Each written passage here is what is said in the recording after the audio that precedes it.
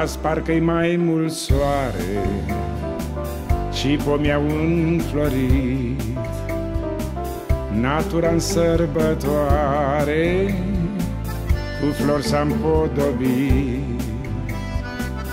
E primăvară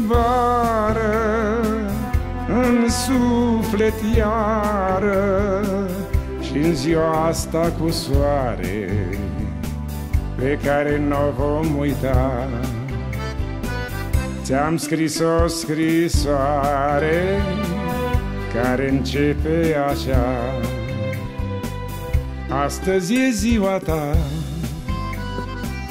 zi frumoasă ca tine.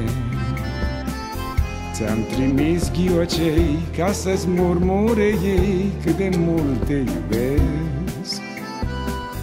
Poate vei căpăta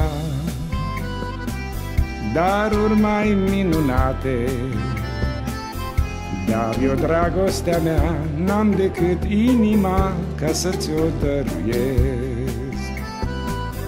Peste ani și ani de zile poate că mă vei uita, dar să știi că întotdeauna tot ca azi îți voi cânta. Astăzi e ziua ta,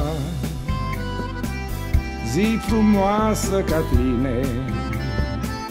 Ți-am trimis ghiocei ca să-ți murmure ei cât de mult te iubesc.